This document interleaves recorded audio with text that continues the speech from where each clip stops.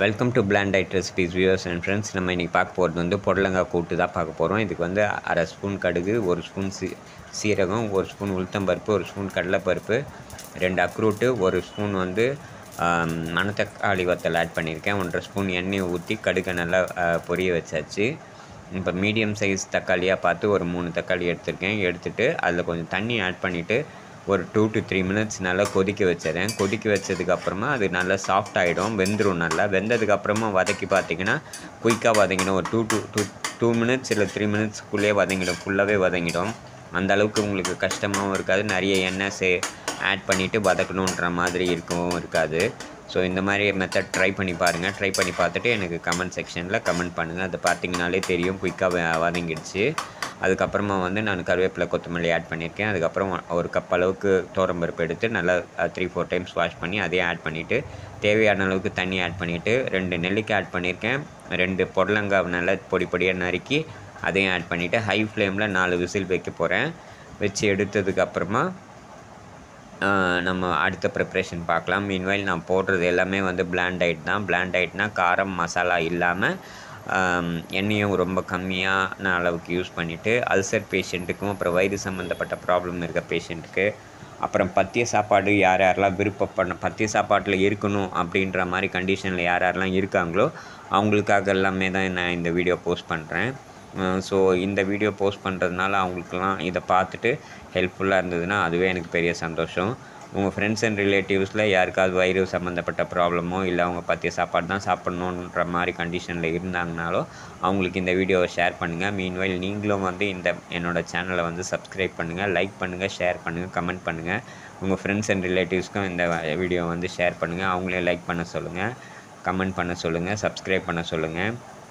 உங்களோட சப்ஸ்கிரிப்ஷனும் கமெண்ட்ஸும் தான் எனக்கு நல்லா மோட்டிவேஷனாக இருக்கும். மேற்கொண்டு டிஃப்ரெண்ட்டாக ட்ரை பண்ணுறதுக்கு எனக்கு ஒரு மோட்டிவேஷ்னலாக இருக்கும். ஸோ வந்து இப்போ வந்து 4 விசில் வர வரைக்கும் வெயிட் பண்ணலாம். இதில் வந்து நம்ம பார்த்திங்கன்னா கொஞ்சம் சீரகமும் ஆட் பண்ணியிருக்கோம், கொஞ்சம் லிமிட்டடாக ஒரு அரை ஸ்பூன் அளவுக்கு சோம்பும் ஆட் பண்ணியிருக்கோம்.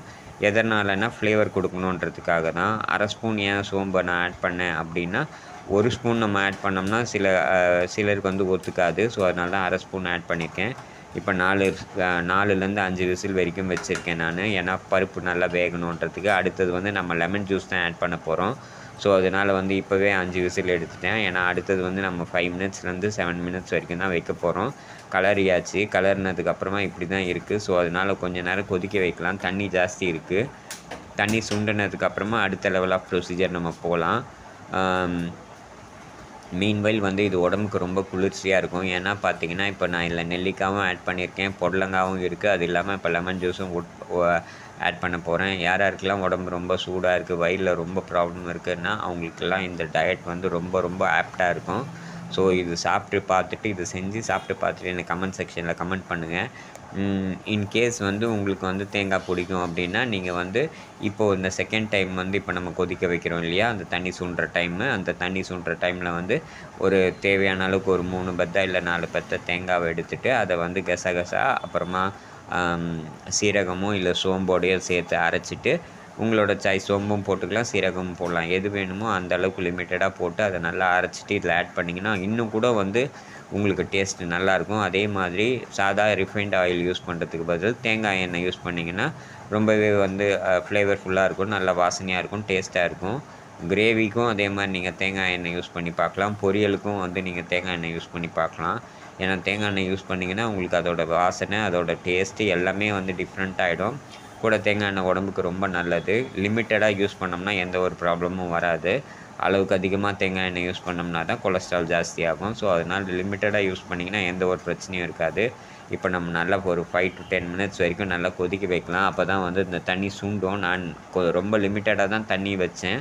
பட் இருந்தாலும் புடலங்கான்றதுனால நிறைய தண்ணி விட்டுடுச்சு. ஸோ அதனால் 5 to 10 மினிட்ஸ் வந்து நல்லா கொதிக்க வைக்கலாம். அப்போ தான் வந்து இந்த தண்ணி சுண்டி நமக்கு எந்த பக்குவத்துக்கு தேவையோ அந்த பக்குவத்துக்கு கரெக்டாக மேட்ச் ஆகி வரும்.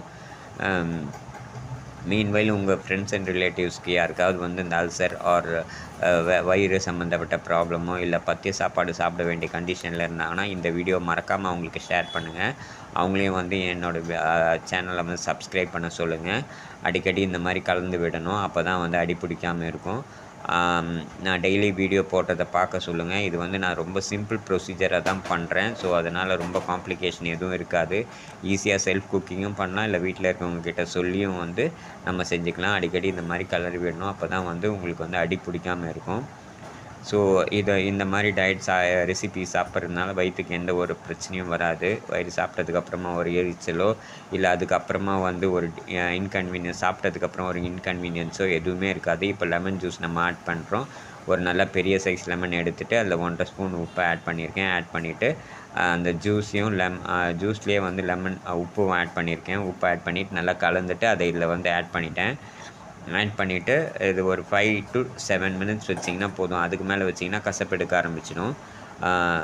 அதே மாதிரி நீங்கள் வந்து லெமன் ஜூஸ் ஆட் பண்ணும்போது அந்த குக்கரில் இருக்கிற இது வந்து ஆனில் வச்சுட்டே வந்து ஸ்டவ் ஆனில் வச்சுட்டே ஊற்றாதீங்க, கசப்பெடுக்க ஆரம்பிச்சிடும்.